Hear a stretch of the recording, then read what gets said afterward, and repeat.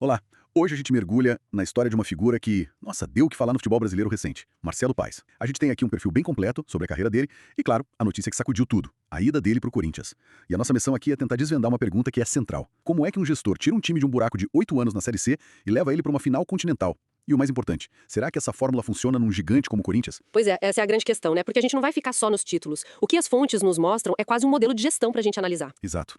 Vamos tentar decifrar o método por trás do sucesso, a capacidade política dele e por que, de repente, ele virou esse nome, sabe? O executivo que todo mundo queria no Brasil. É um estudo de caso mesmo. Ótimo. Então vamos lá. Pra gente ter a dimensão do que o Marcelo Paes fez, a gente precisa voltar no tempo. Pensar no Fortaleza antes dele. A situação era, sem brincadeira, um pesadelo. Um pesadelo. O clube estava preso, atolado, há 8 anos seguidos na Série C. 8 anos. Imagina só o clima. Nossa, era quase a identidade do clube naquele momento. Um gigante regional preso numa divisão que não era dele, com o moral da torcida, do clube, tudo lá embaixo. Sair dali já parecia uma coisa monumental. E tem uma frase do próprio Marcelo Paes numa entrevista que define tudo. Ele disse assim, ó, ninguém imaginava. O Fortaleza naquele momento só queria sair da Série C. Acho que nem no videogame dava certo. Não estava no mapa, não estava nos planos. Essa parte do nem no videogame é fantástica.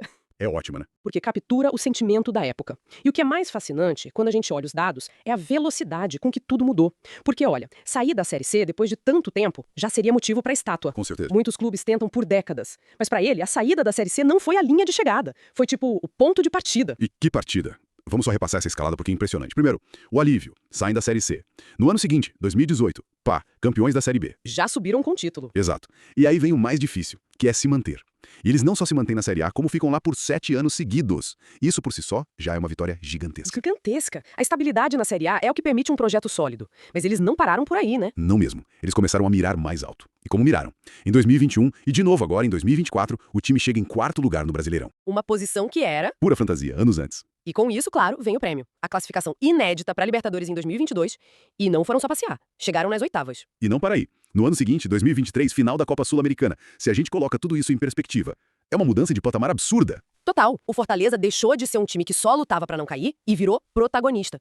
Ele redesenhou o mapa do futebol, sabe? Colocou o Nordeste com uma força que a gente não via há muito tempo. E o cérebro por trás disso tudo é um cara com um perfil diferente, né? Uma coisa que me chamou a atenção na ficha dele. Marcelo Cunha da Paz, nascido em Fortaleza. Aí a profissão, administrador de empresas. Ah, isso é a chave de tudo. Não é ex-jogador, não é cartola, é administrador. E essa formação em administração é o segredo. A gestão dele foi a prova de que aplicar conceitos de governança, de planejamento, de processo dentro de um clube de futebol não só funciona, como pode ser revolucionário. Ele profissionalizou um ambiente que vivia de paixão e improviso. E ele conhecia a casa, né? A fonte mostra que ele rodou o clube. Em 7 anos, ele foi diretor de futebol, vice-presidente, depois presidente, e com a mudança para a SAF, virou um CEO. Quer dizer, o cara passou por todas as carteiras. E essa jornada é um ponto crucial. Pensa no que ele aprendeu em cada uma. Como diretor de futebol, ele entendeu o vestiário, o dia a dia do atleta. Como presidente, aprendeu a política do clube, a lidar com o conselheiro. A parte mais difícil, talvez. Provavelmente. E como CEO, ele mergulhou na parte de negócio, de finanças, de marketing. Ele montou o quebra-cabeça inteiro, peça por peça. Exatamente. Ele ganhou uma visão 360 graus que pouquíssimos dirigentes no Brasil têm. Ele consegue ligar a necessidade de um reforço no campo com o impacto disso no caixa. É uma visão completa. E o reconhecimento por isso veio, né? E não só da torcida. O mercado reconheceu.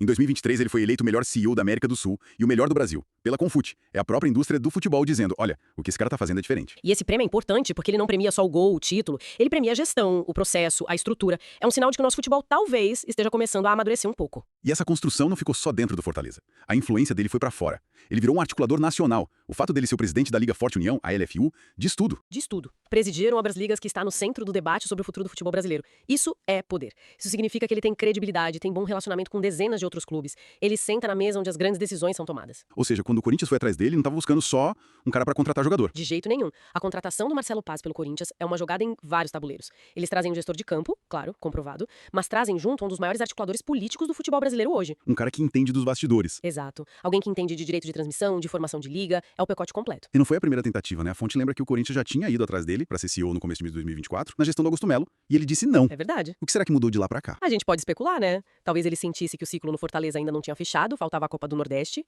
que eles ganharam. Ou talvez o cargo agora de executivo de futebol seja mais focado na área onde ele pode causar um impacto mais rápido. E a fonte diz que o foco dele já é 2026, o que é um bom sinal. Sinaliza um projeto, não um tapa-buraco. Exato. Agora, o tamanho do desafio é outro. Completamente outro. Nem se compara. No Fortaleza, ele construiu com menos holofotes, com menos pressão no início. Ele teve tempo. Exatamente. No Corinthians ele não tem esse luxo. É um transatlântico, a pressão da torcida, da imprensa, dos conselheiros. É uma escala, sei lá, 100 vezes maior. A paciência é muito, muito menor. Então, quando a gente olha o que ele leva na bagagem, o legado dele no Fortaleza, além de tudo isso, é uma hegemonia regional absurda. A fonte lista 7 vezes campeão cearense, tricampeão da Copa do Nordeste. E essa consistência regional é a base de tudo. É o que deu à Fortaleza a estabilidade financeira e a confiança para sonhar mais alto. Mostra que não foi um acaso, um sucesso passageiro, foi um projeto. E tem um dado, pra mim, que é o mais impressionante de todos. É quase uma nota de rodapé, mas que revela o nível de confiança que ele construiu lá. Qual? O texto diz que o Conselho de Administração da SAF do Fortaleza, mesmo prevendo um cenário hipotético de rebaixamento em 2025, já tinha decidido pela permanência dele como CEO. Espera! Isso é surreal pro futebol brasileiro. Para pensar na nossa cultura.